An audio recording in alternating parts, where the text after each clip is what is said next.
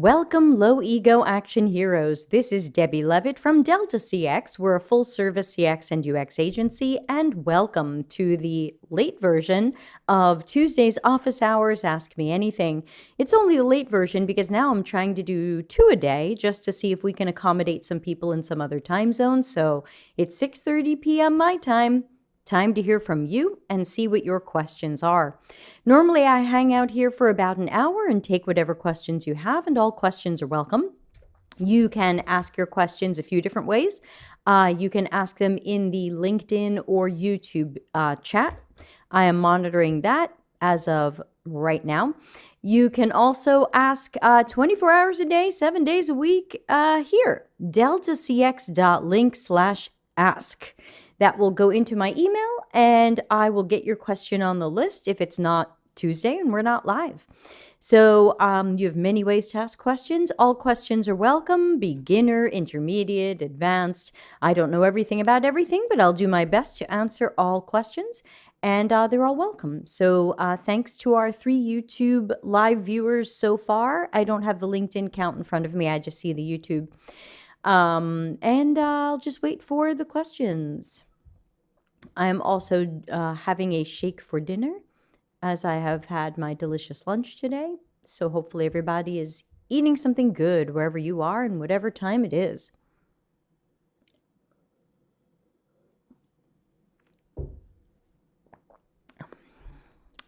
Not bad. Could be better. So, who's got thoughts, questions, opinions, concerns, job conflicts?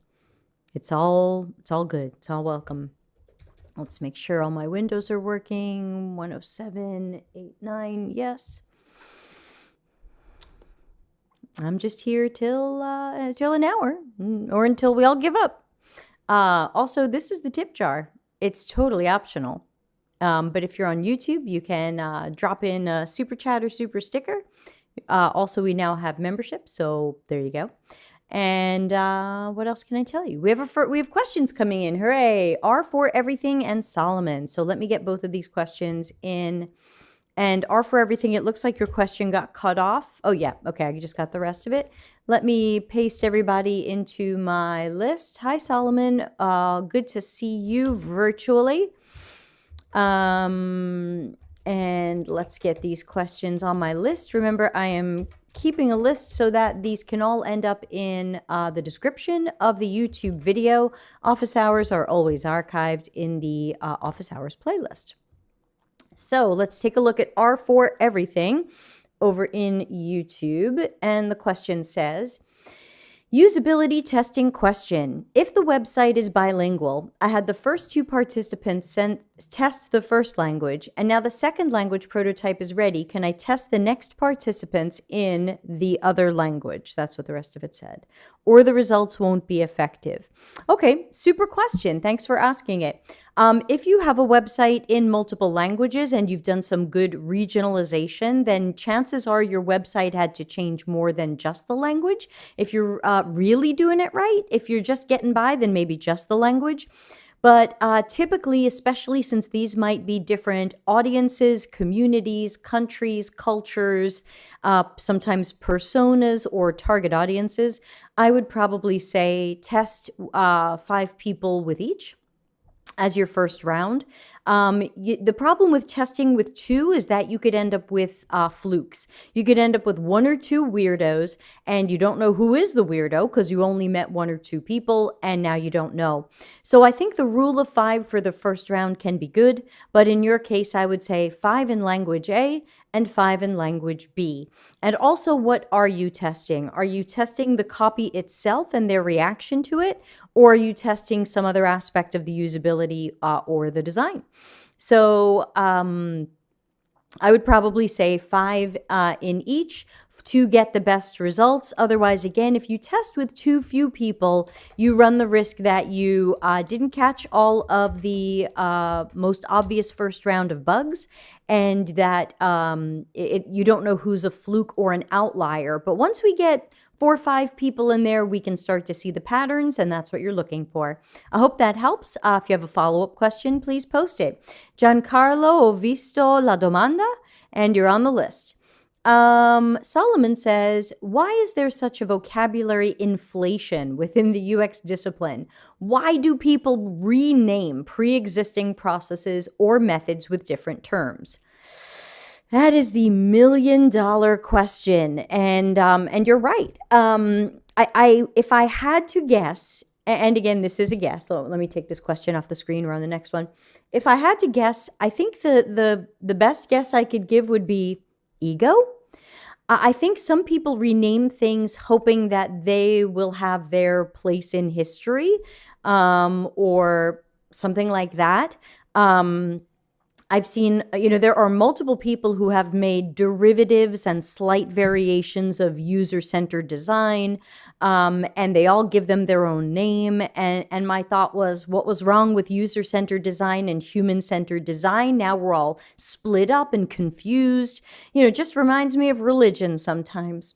So I am not really sure why people do this other than for ego. I'll give you an example. When I wrote my Delta CX book, I wanted to propose that we should do user-centered design. At the time I was writing the book, which was about 2 years ago, there was a lot of crap on LinkedIn that was anti-user-centered design. I saw a lot of people who were giant fans of design sprints saying user-centered design is old, outdated, bloated, slow, expensive, unnecessary, etc. And I had to ask myself, do I still call this user-centered design? Or, do I wave a little magic wand and describe user-centered design but give it a fresh name, to try to distract people or fool them or take them in another direction? And ultimately I decided, what am I doing? I don't want to give things names. I don't even like DevOps and design ops. What's wrong with strategy? So I would have to say that my personal opinion is we don't have to leave a legacy, and we don't have to pee on everything to mark our territory. And so I think that there's nothing wrong with old names. I had a job interview last year where someone asked me my approach to UX. So I went through the user-centered design process. And then they said, what about experience design? And I'm thinking, what's the difference? It made me feel really stupid. I'm sure there's someone out there who thinks that experience design is different than user-centered design. I did not get called back. I don't know the answer. So I would have to say it seems to be mostly for ego. I love what Shelley said. And Shelley, it's good to see you. I feel like we haven't seen you in so long. Ego and possibly a lack of awareness. I think she's right. Sometimes you might think, oh, wow, I think I've really invented something. And you don't Google the hell out of it first to see if you have invented it. And you go, oh, yeah, I'm going to name it Squidling. And everybody should do Squidling. So man, oh man, let me get Kayleen's question on the list, and we have a question from Wilson as well. So Solomon, I am not one for giving things names. I called my book Delta CX. I call my company Delta CX, and I tell people, if you are looking for a fresh name to tell your company that you're doing, because they love the sound of lean UX and design sprints and design thinking, and if you think something needs a trendy name, but you want to do the same old traditional it just works thing, tell them you're doing Delta CX. Follow my book. Go ahead. If you need a catchy name for something, call it Delta CX.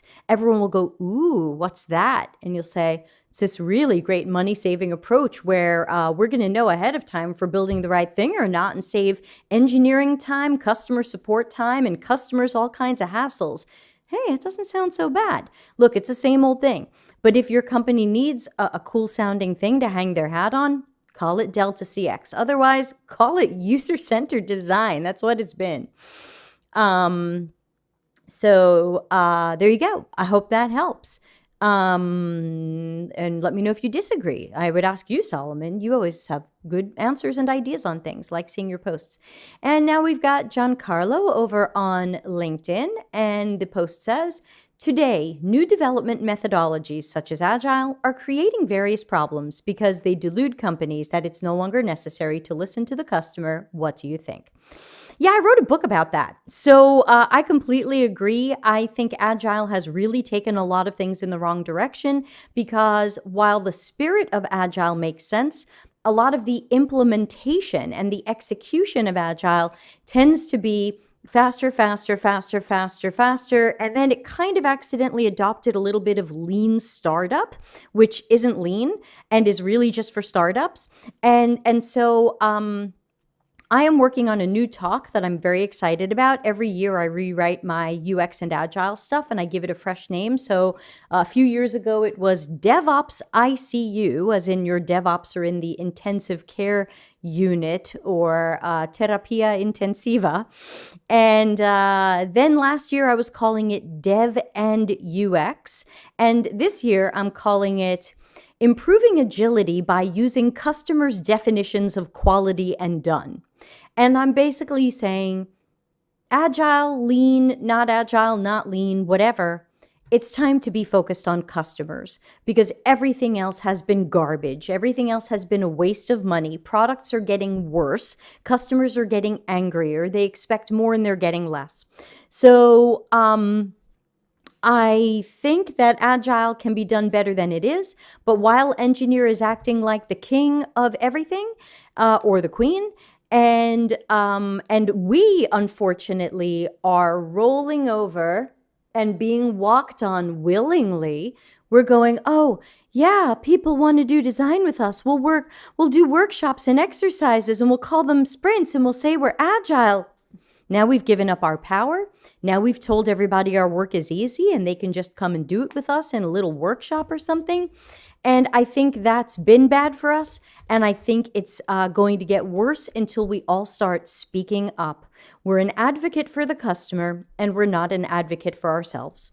And I was fighting someone on LinkedIn today who was like, well, that's not reality. Companies don't budget for UX and they don't put us into planning. So, the reality is that this is what it is. Well, F your reality. If I went by what the reality is, I would never try to fix or improve or change anything. That's not why I'm here. I'm on this planet to change things. I don't know about you. So I don't care what the reality is. If the reality is broken, I want to fix it. Kayleen says, as a recent graduate, things like Agile and Kanban were super confusing to understand because everyone defined it differently. Yeah, same with Lean. Lean has two main sets of definitions. You've got Toyota's original definition of Lean, and I cover this in my podcast on the Lean UX book is neither Lean nor UX. You have Toyota's original definition of lean, which was how they looked at their manufacturing floors and factories, and they looked at how could they make things more efficient with fewer defects and less or no waste. Awesome, love it, we should do that.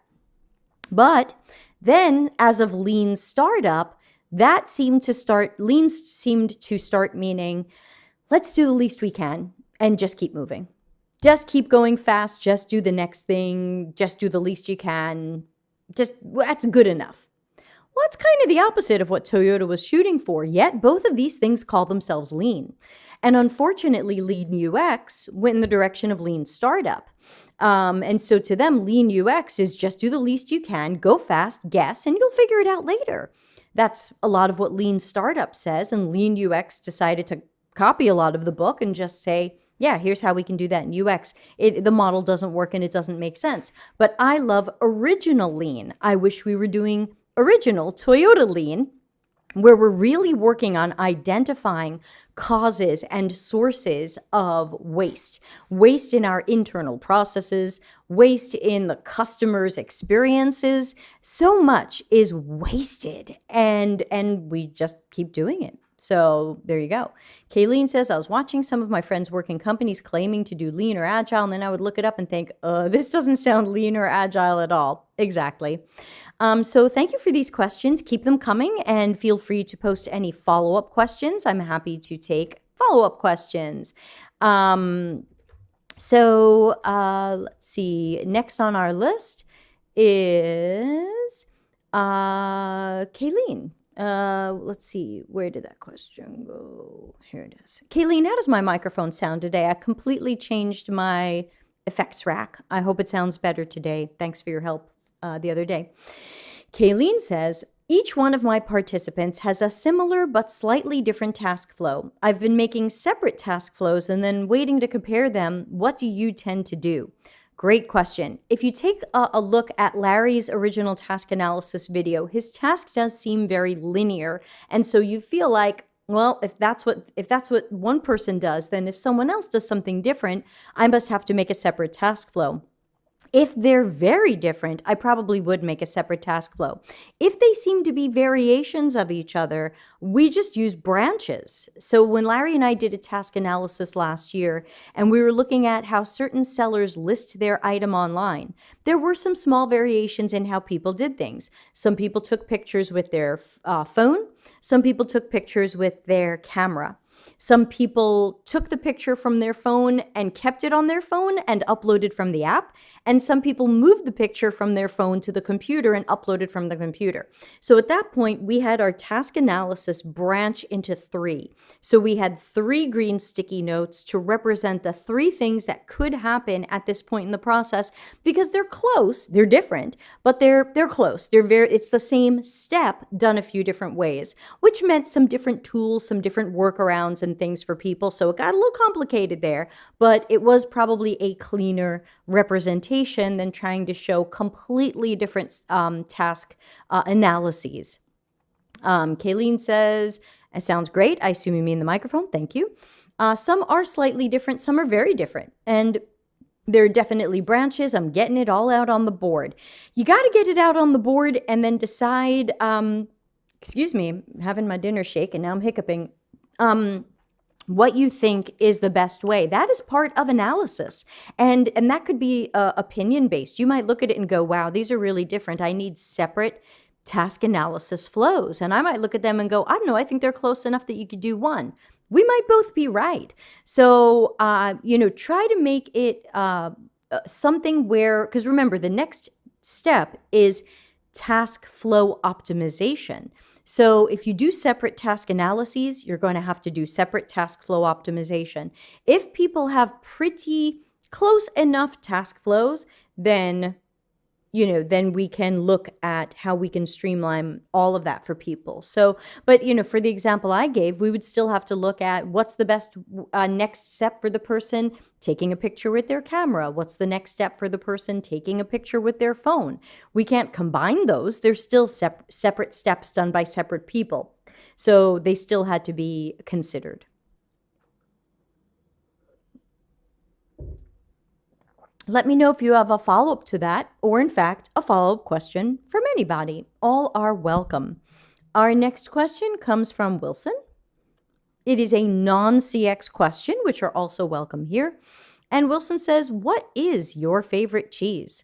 Also a good question, especially since I like to say that any of the money that anybody donates here to the Delta CX YouTube channel goes to me purchasing delicious cheese. Interestingly, if y'all want to talk about human behavior, I found that when I said that any money you donated went to my new computer, y'all stopped donating. You donated more when I said I was buying cheese. And so I thought that was interesting. It sounds like people felt better about giving money to the channel. Sometimes people give $1, and that's awesome. I think you all felt better about it when you felt like I was doing something nice for myself rather than having bought new equipment to make this not crash. Ultimately, I bought this to not crash, for you, the greater you. My laptop was fine. I could have just dumbed down the stream, but anyway. So cheese, it's good. There's a lot of good cheese where I live. You kind of can't go wrong. The ricotta is amazing. There is a super local cheese called Dolce Sardo, which I do like a lot. It's a bit of a soft, young cheese.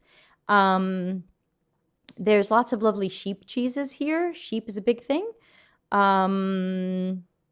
And Kayleen says the donation patterns in cheese is an interesting observation. Yeah, I mean, hey, I'm in CX and UX. I never stop observing people and watching for things. So quickly, cheese, Wilson, it's all good. Is there a bad cheese? No, I don't think so. So I'm going to tell you a little story about observing things. Some of you know that I'm a singer and I sing karaoke. And but obviously I haven't been in public for some time, so mostly it's karaoke at home. But when I go on vacation, I'll usually try to find a karaoke club and maybe go a little bit and do something silly and ridiculous. Now, Kayleen knows this. Some of you know this. I am a classically trained singer. I went to university for music. I sang opera. I have a degree in music. So I don't want to toot my own horn, but I do think I'm a pretty good singer. You might disagree. Totally fine. No ego about this. And so I was on a cruise ship once and I was doing karaoke and I sang a song that has some degree of difficulty, vocally difficult to sing in tune, things like that. And at the end of it, people clapped nicely. I don't do it for that. They clapped nicely. They smiled at me. And I was like, let's try something. So my next song that I went up with, I picked a song that is vocally, technically, range-wise, much, much harder to sing. A much, much harder song to sing. If you're a musician, you know what I'm talking about. There are easy pieces and there are hard pieces. This is this is disco music, but it's still technically quite hard. And I decided that I would sing it with the microphone in my hand and my other hand resting on the microphone stand. And I stayed straight-faced the entire time. I didn't move around much. I didn't make faces like I'm really trying so hard right now.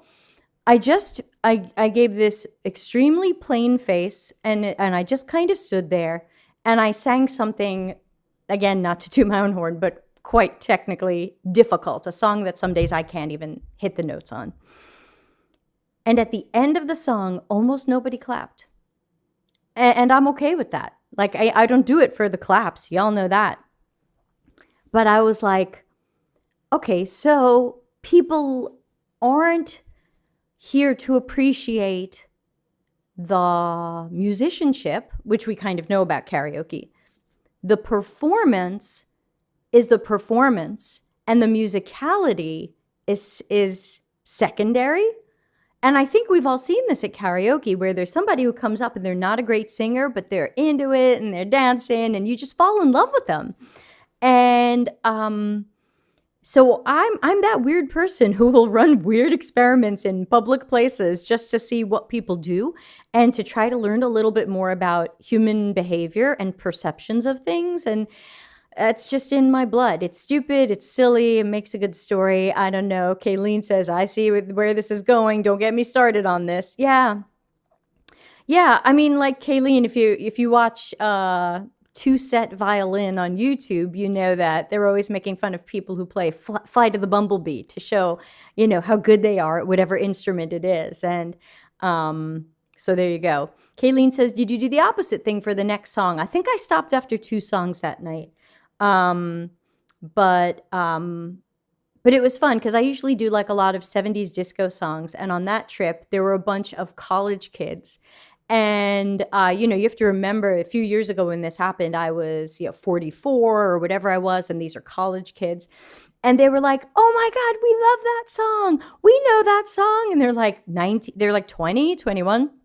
I said, how do you know that song? Because I'm thinking like, how do they know that song? They go, that's our parents' music, the oldies. Oh, yeah, that's right. I'm old enough to have college-age children, but I've got dogs, right? Oh, yeah. My parents' music. Yeah, for me, yeah, that was, yeah. All right, so I hope that story was fun. Wilson says, it's not stupid. It's a great mindset to have. It's like doing a field study. So these are the things I do. I do silly things at karaoke clubs. Why not? Kayleen says, optimizing the task flow. I can imagine you start thinking things like, doing that will be hard for the developers to code. That's not possible. No, you don't think about that. Larry says very clearly, technical feasibility is a separate step after the task flow optimization. You do a prioritization. And when you get into your prioritization, that's when you circle back with engineers and I think product to talk about technical feasibility. So don't let technical feasibility throw you off just yet. Yeah, sorry, I'm just seeing it now because I was telling my stupid story. Oh, and for those of you who know disco, my opening song, well, I usually do new wave and disco. My opening song was Heartbreaker by Pat Benatar. You can look that up. That's my usual warm-up. And the super hard song was the Donna Summer version of MacArthur Park. Not sung in head voice or opera voice. So sung in full Broadway style voice, even though I don't think of myself as a Broadway singer. Someone called me Broadway once and I went like this and they said, oh, opera. So yeah, so I would say, do you find that optimizing the task flow starts to get into solutioning? If that's putting the cart before the horse, how do you keep yourself from solutioning? Yeah, great question. And let me add that to the list. Please hold. Let's get all these questions on the official list of lists. And you also had, yes, that. Okay. And am I missing anything? Okay, a question just came in anonymously. I see that one, so thank you. I'll put that on the list after Kayleen's question. And keep them coming. Of course, you can ask in the chat room, or you can also ask through deltacx.link/ask. Checking that too. So thank you, anonymous question. And so Kayleen's question, and I'll put it up on the screen for beauty. Do you find optimizing the task flow starts to get into solutioning? So a little bit, but I try to keep myself from doing it. It's a little bit more broad, kind of, what if the system here could remove this step by asking them their phone number? Okay, I don't know what that looks like. I don't know if that's the final solution, but you know, what if the system here could remove that step by asking them for something else? Or what if the system here could remove that workaround by including this on the screen? It's really, really general, high-level concepts that I'm not sketching yet. And I think that's how I stay away from solutioning. It's just a very, very broad, you know, here's an extra step people are taking. What if the system allowed them to upload it from their phone because they're on their phone? I don't know what that looks like. I don't know if that's the right way to go yet, but that would remove a step and that would save something. Maybe it's not technically feasible, but I'm still going to go for it. So I would say, yes, it can sometimes make you feel like you are solutioning, but keep it super broad, super general, hey, what if the system, I'm trying to think of some other examples. What was something we did last year where we optimized for that project that I can say out loud? Not ready for your question. I think you just have to go with a general like, hey, what if the system generally handled this thing in an automated way or by taking this step away from the user? And, you know, like one of the examples I think Larry gives in the video was like, what if the system understood your travel time and didn't recommend a flight that wasn't going to match your travel time? I haven't seen a flight system that does these types of things. I used to have to book a zillion flights a week for myself, and it was so hard to juggle all of these things, and they still don't exist. So, yeah, though in the first video we did flights, and the second video, I guess he did the flowers. That was more of a knowledge. That was making up for the knowledge people didn't have rather than taking a step off their plate. So it's really all these things. I hope that helps. Let's look at the anonymous question, and then we'll look at Wilson's question. Just copying and pasting these because when this is archived on YouTube, all of the questions will be in the, what do you call it? Description of the YouTube video. Keep the questions coming. And I'm going to bet 37 cents that Kayleen is looking up the 2 songs that I mentioned. How am I doing, Kayleen? Anonymous question says, when does it make sense to use demographics during user research? Can you give us some examples besides designing for kids versus adults? I'm thinking more around these buckets marketing tends to put us in, like millennials, boomers, etc. I think that you can start with those buckets and include them in your screener survey and make sure you meet some millennials and some boomers and some whatevers, but don't necessarily break up your personas that way. If you find that the millennial and the boomer are doing the same thing and need the same thing and have similar or identical tasks, then they're not separate personas, and they might be different buckets demographically, but they're not different buckets to us in CX and UX. Oh, Kayleen, you don't have to. I just thought you would because you are a researcher. I see the anonymous question about user journey. So let me get that in the soup. But for anonymous person, I think that if you don't have personas and marketing just has demographic buckets, it can be a place to start. You can say, hey, let's interview a bunch of each of these ages or groups or ethnicities or whatever. But then if your research says there's really no difference between how these people tend to shop, act, behave, buy, trust, prioritize or whatever, then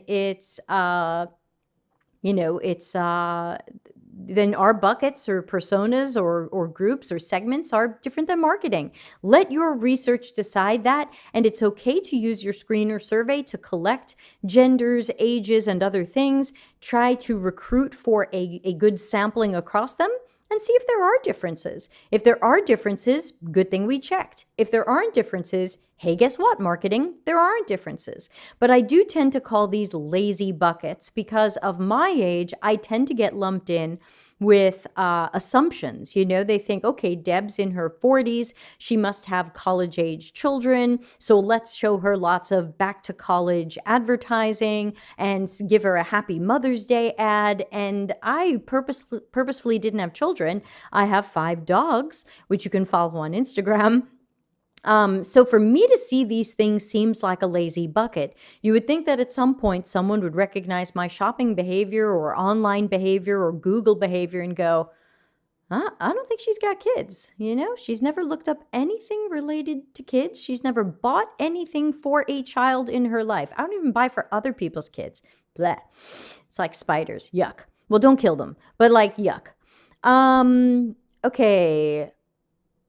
I think that's like arcolepsy, spelled creatively on YouTube, has a question, but you are going to have to go in the queue. There are people before you.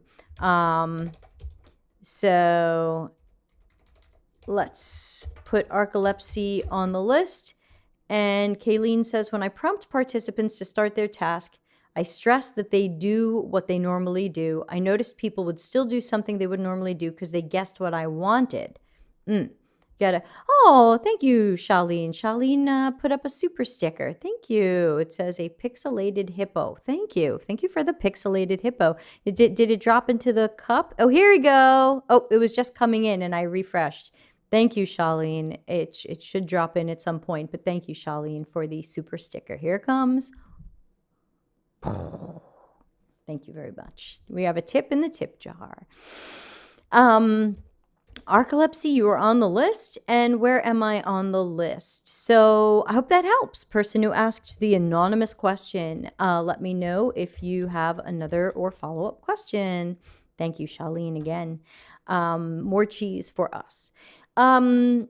Let's see. Next question is, I was wondering if there was a right method to use when trying to figure out how they use the product and what can go wrong. Oh, did I miss like something that leads up to that?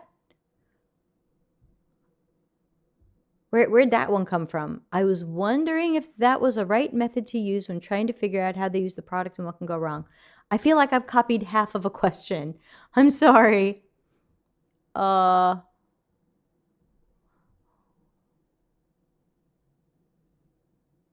anybody know where that came from? There's a section on top of it. Oh, Wilson. Oh, Wilson, it's you. Okay, thank you. I found the rest of your question. Thank you. I'm looking for question marks. It didn't have one. Okay, here we go.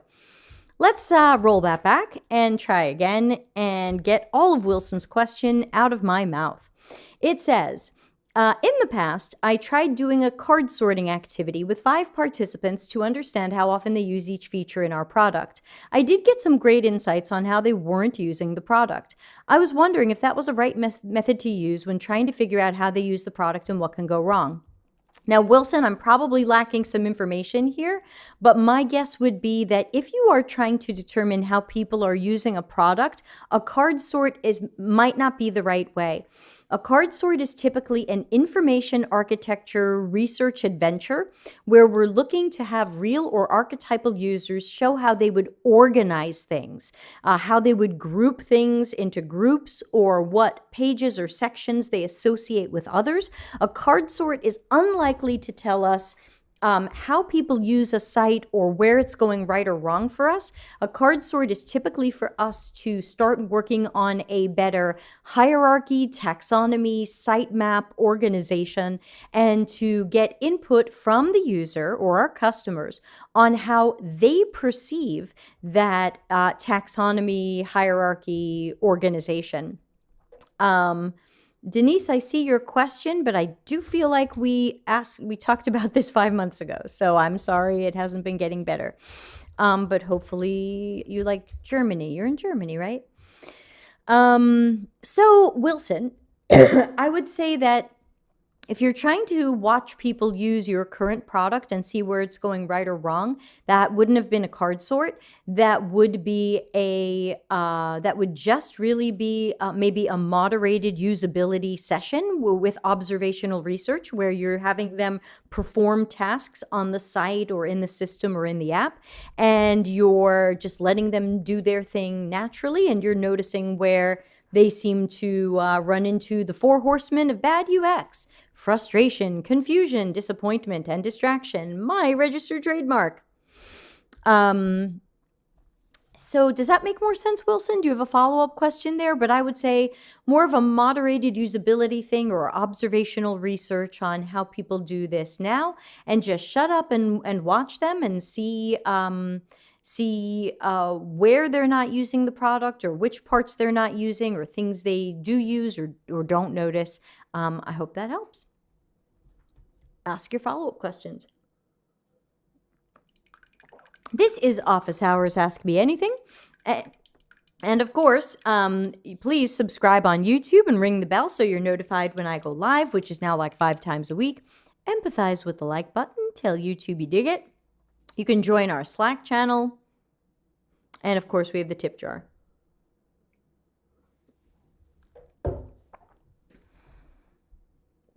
Tipping is optional but appreciated. Denise has another question. We'll add that to the bottom of the list. I'll be here about another 20 minutes, so get in all the questions you can. Then I've got a phone call later and I can't stay too late. Wilson says, yeah, that helps. I knew there was something off about it. Yeah, not a card sort. Next time you can always ask me ahead of time and say, here's what I'm trying to do. What should I do? I'll give you some thoughts for free. Okay, anonymous question came in and said, what's the difference between a user journey, a user flow, and a task flow, and at what stages do you use them? Okay, these are some of those words where I hear people define them in different ways, so I'm going to give you my definitions and my opinions, but no, just like design thinking has 2,000 definitions, there may be people who define these differently, and we're all right and we're all wrong. So, user journey. I've typically seen user journey as a synonym for customer journey map. I've usually seen that mean some sort of diagram or artifact where we are showing the customer journey map, which is mostly going to be the steps that people took, some of their emotions around those steps, maybe where they got stuck, where we think our company's opportunities might be. That's how I've seen user journey mostly used synonymously with customer journey map. So that's how I see that. User flow, I've mostly seen to mean a flowchart style. So customer journey map has a very different visual and layout. Oh, thank you, Wilson. Oh, look at that. Thank you so much for joining, Wilson. I really appreciate that.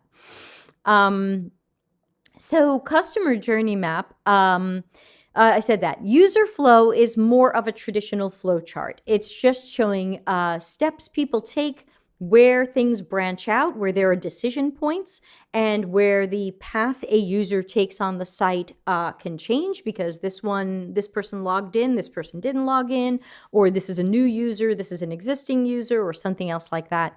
So a user flow is typically drawn as a traditional flow chart. It typically doesn't have a pretty visualization like many customer journey maps do, but it's also not a site map. It's not shown as a hierarchy. It's shown as a set of steps with branches. So again, look up traditional flow charting.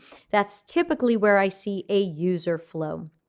Now, a task flow, I've seen them mostly mean similar things because the user flow is how the user moves through a task or some sort of process on your website. So, for example, if we're talking about someone who is creating a new account, there might be multiple steps to creating a new account. We can represent that with a flow chart.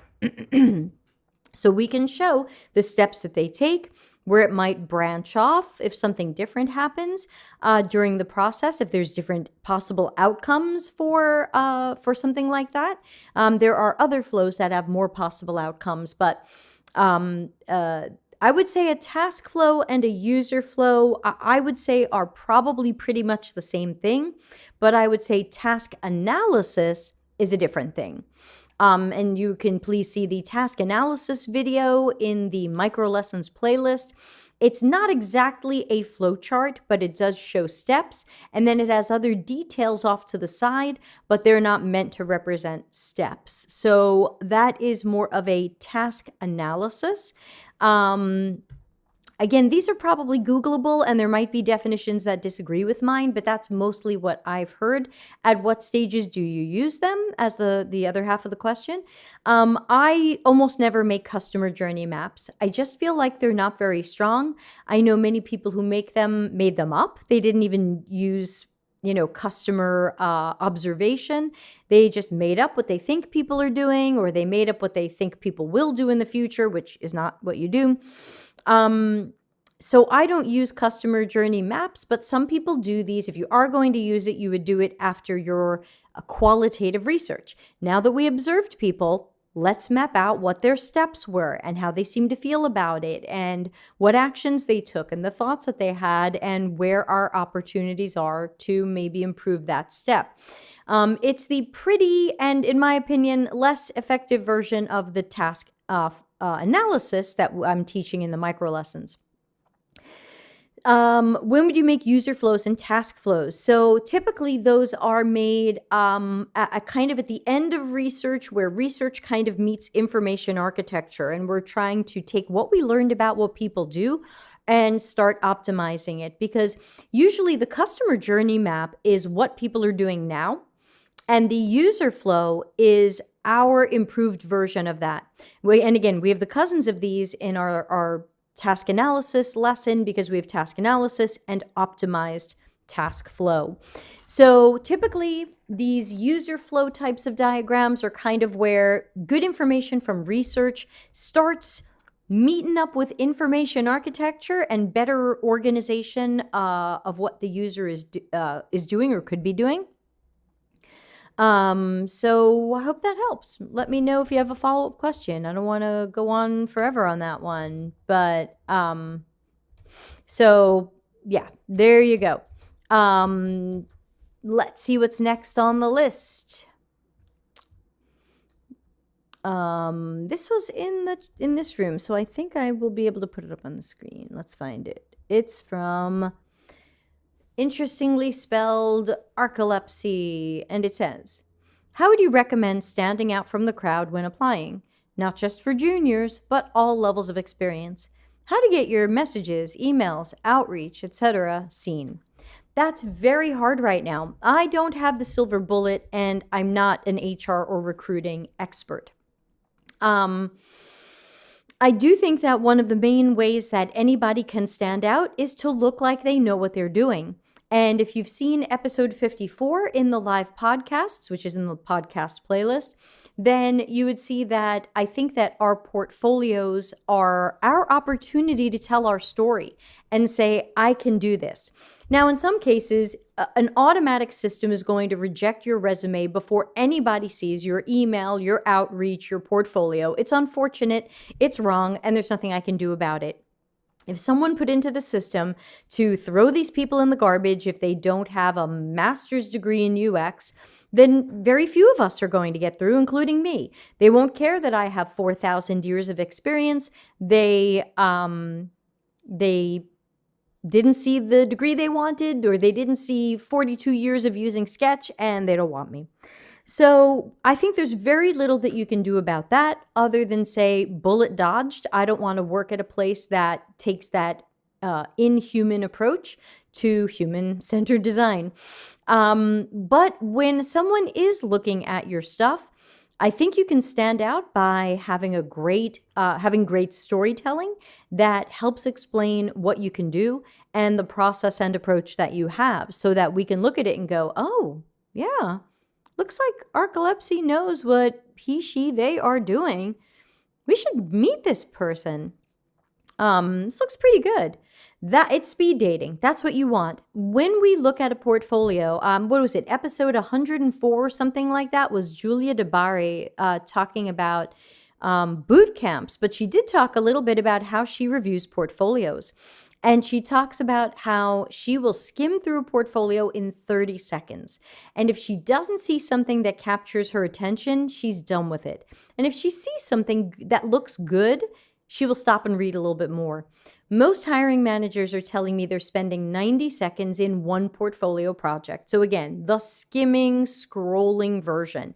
That means you have to have good hierarchy, good visual hierarchy. You have to have a good layout. You have to have some bullet points that can catch our eye. You have to UX the hell out of your own portfolio so that we look at it and go, oh, hold on. I think this person knows what they're doing.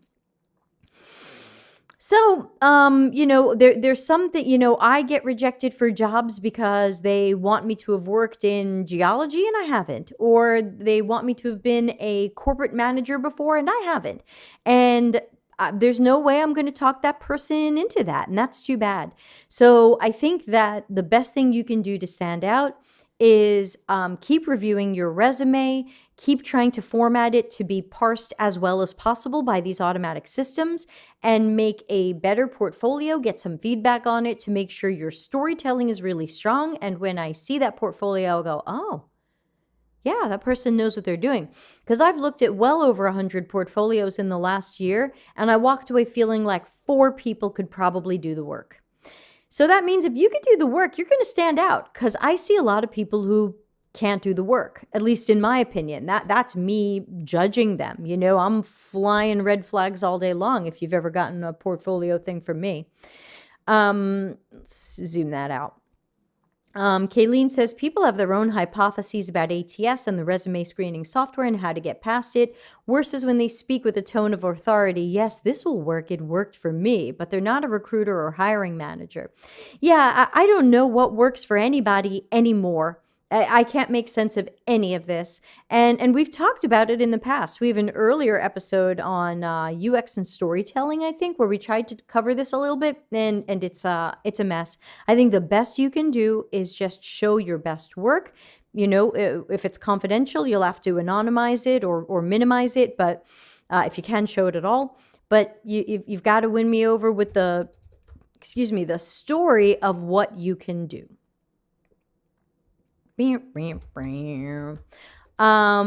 So let's see. Next question was Denise. Let's scroll back to that one. Here it is, Denise. Denise says, how to make my dev team include me in the very beginning of a project. Early is when requirements come from stakeholders. Yeah, so in my new talk, I'm going to be pushing harder than ever that UX is a collaborator, even when we are early planning a project or feature or whatever, and early when we are first writing requirements. We have to stop being surprised by what the requirements are and how the requirements are garbage and that the requirements can't be validated and make no sense. How do you get the dev team to do that? That is very hard. I am still trying to convince dev teams of that. I'm writing my new talk about that this year. And it is very hard, despite everybody claiming they love agile and agile welcomes change and we're going to improve. Somehow, when you recommend a change of process to engineers, they go, nope, it's good the way we're doing it. We're doing it right. It's fine. It works. And I always feel like, well, that's not agile. Agile is about continuously improving for the customer and continuously improving ourselves. If we didn't care about improving ourselves, Agile wouldn't have a retro. So Denise, I would probably wave a lot of Agile words around in front of people, as I usually do. I hope to have my new talk ready in a few weeks, so you'll be able to show them that. But I would say, Charlene says, Denise's question reminds me of the book Inmates Running the Asylum. Maybe I didn't read it. So I would say it can be very hard to convince people who are very stuck in their ways, and you might have a culture of fear where you don't want to try something new or different, or we don't want UX to be involved in that because they're just artsy-fartsy hipsters. So it's unfortunate when you have that workplace, and sometimes people can be won over with good commentary on how it'll be more agile to get more customer centricity earlier in and to be part of planning so that we can estimate our own time and make sure the project has accounted for the time and resources that we need. And some people don't care what we need. But I'll be pushing that really hard in my new talk, and I'll be pushing hard on accountability. That if you're not going to give UX the time and resources we need to do our best work, who do we hold accountable for that?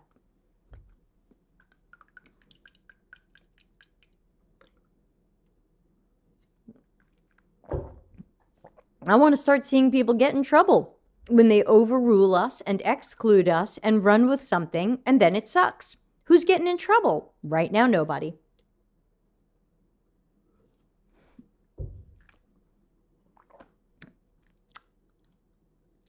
All right, Denise also asks, let's find it on the list, way back. Here we go.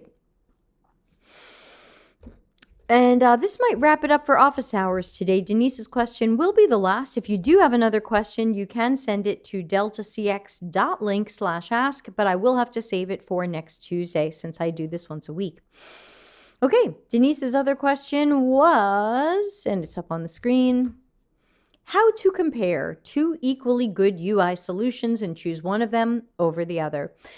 Typically, I would let the customers speak there. I would bring both of them to usability testing. I would make sure there are medium to high functioning prototypes with each of the two solutions.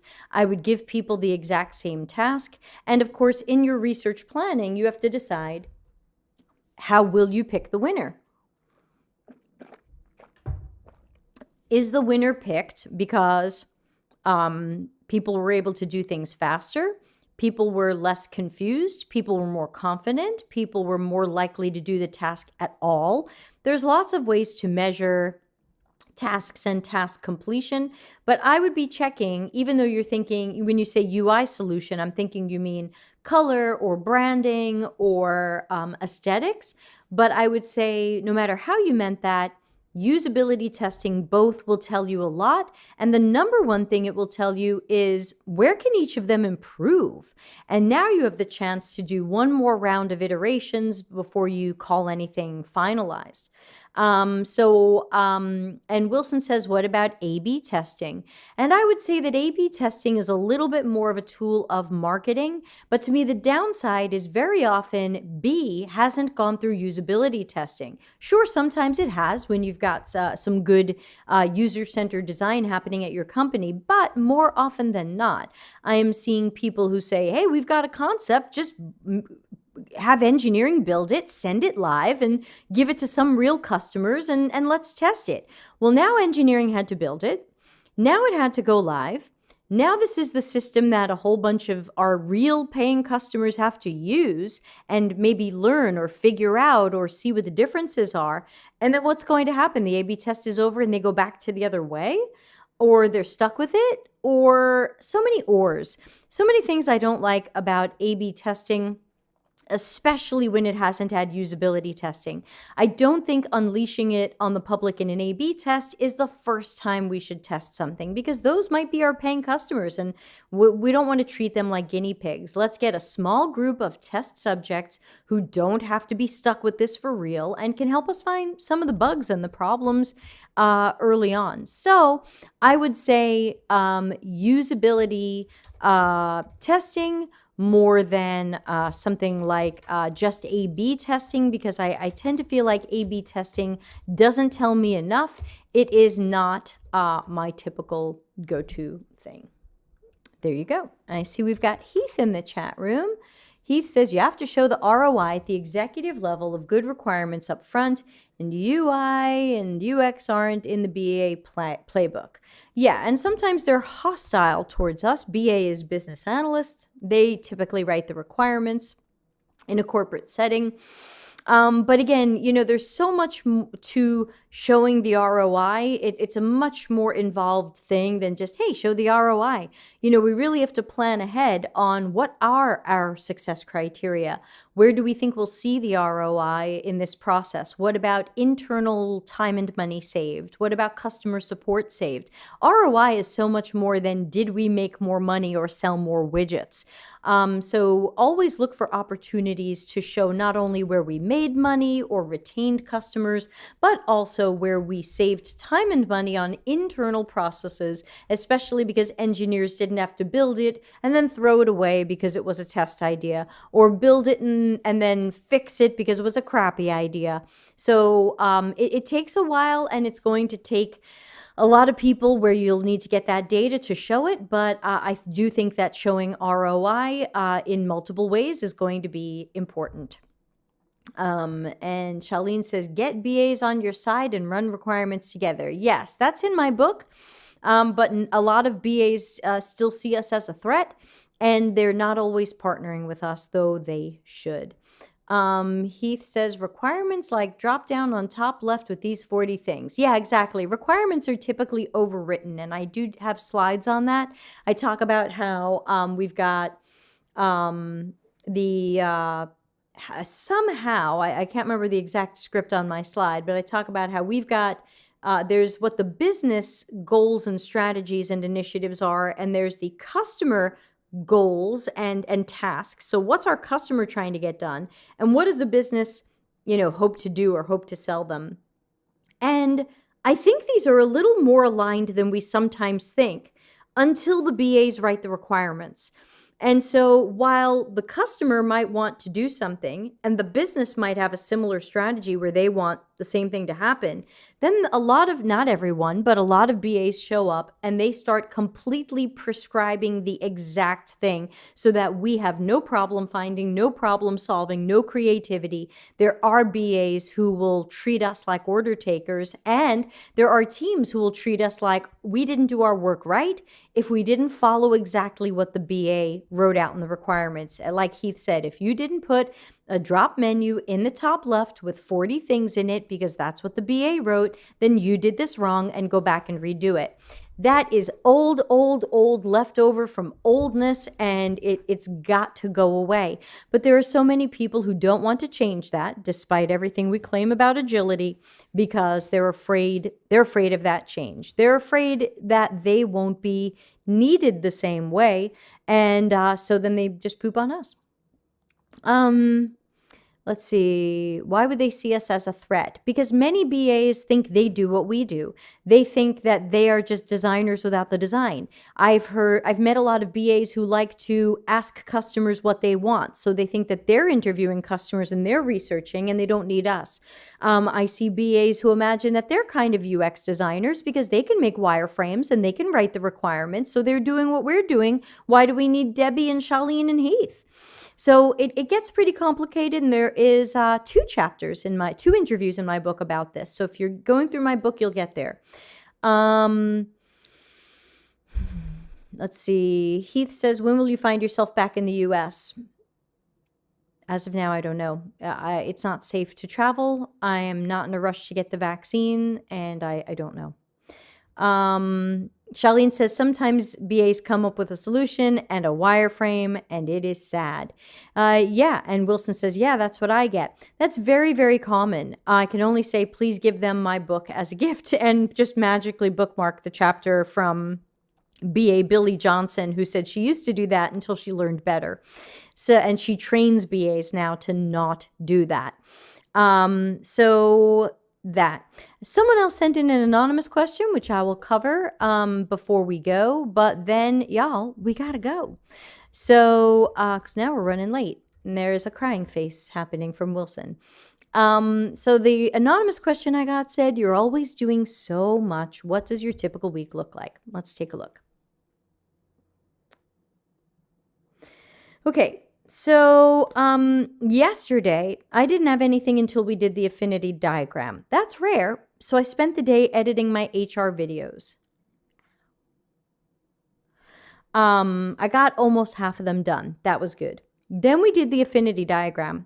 Then I had to make a call to some medical professionals, see if I can get my dad some help over in America. That didn't go fantastically.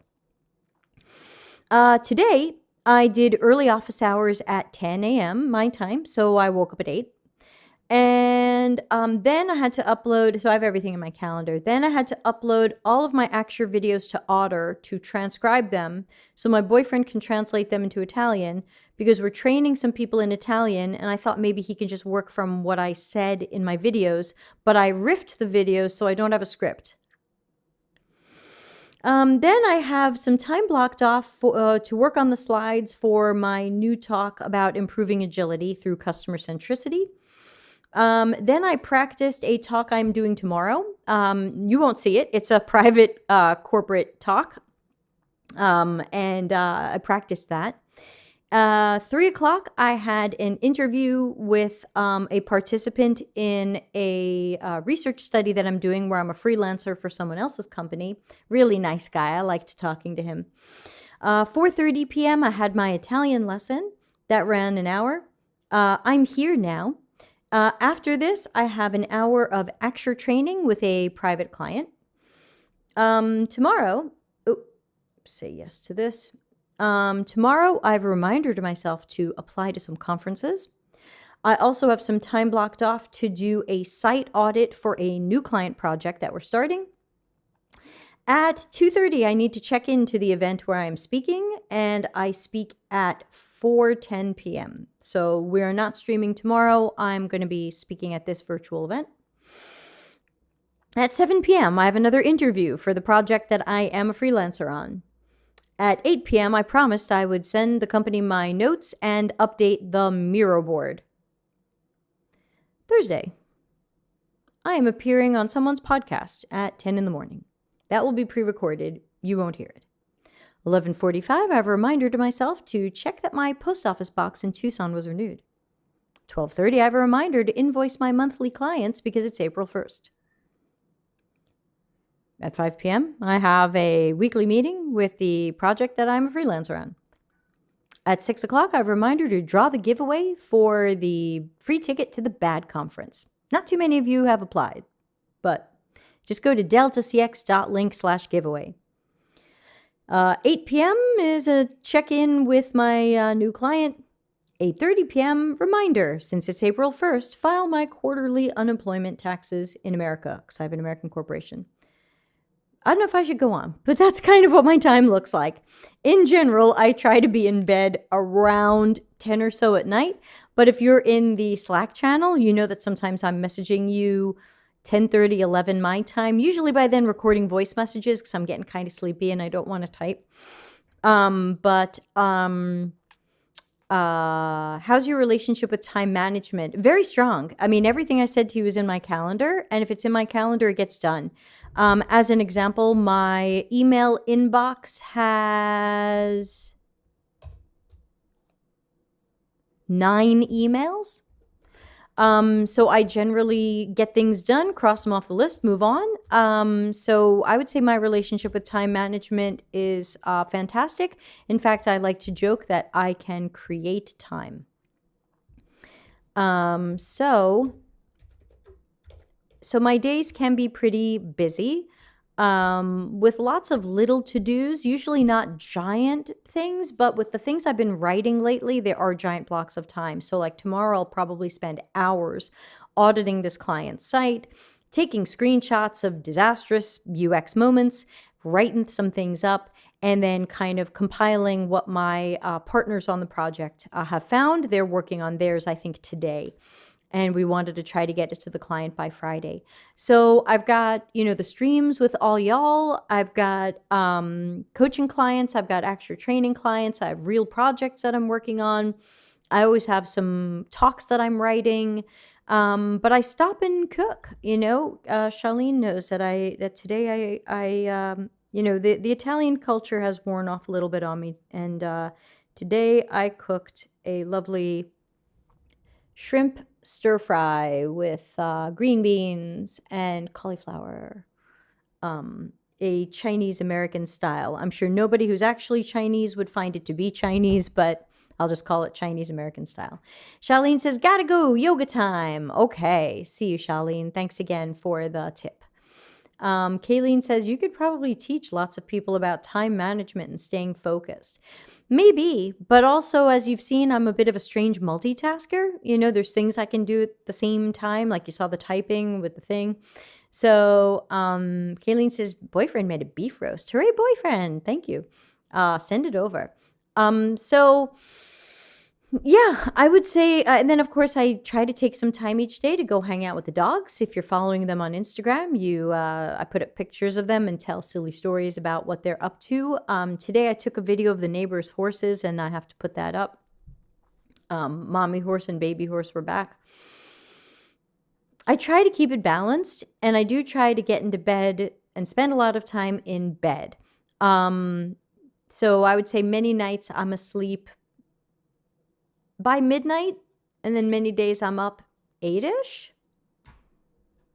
So yeah, remember our hashtag, Deb sleeps and so should you. Uyghur says, keep going, please. You have such amazing energy. Oh, well, thank you. I'm allergic to caffeine. So if anybody thinks that the secret to all this is caffeine and energy drinks and whatever, it's not. It's just not being in a drug cycle and getting some sleep and being surrounded by happy things. I've deliberately architected my life to eliminate assholes. And so I've got, less stress than the average person. Deb sleeps and you should too. Everybody remember, let's put that up. Yeah, I don't believe in the whole pseudo hustle culture thing. I don't believe you have to stay up all night or wake up at 4 a.m. I just don't. Sleep is really important, and especially as I get older and crispier, and I yawn all day. I'm always tired, but I can't do caffeine, so I'm just always tired. This is what you'd be like if you didn't have caffeine. Wilson says, time to get back to work. Have a good day. You too. I'm going to get back to work too. I've got a call in 20 minutes. Thanks everybody for hanging out. There won't be a broadcast tomorrow since I'll be speaking at a private event, but I will see everybody on Monday for our task analysis for our micro lesson adventure. And so keep working on the mural board, deltacx.link/mural, and then we'll all do a fresh task analysis Monday. So see everybody in the Slack channel. Slack is, there's no membership fees. It's totally free. Come join the community. And hey, Sujeesh, you have a good day too. See everybody probably Monday. Thanks. Bye. Delta CX, available for CX and UX consulting, projects, and training. Contact us for a free consultation.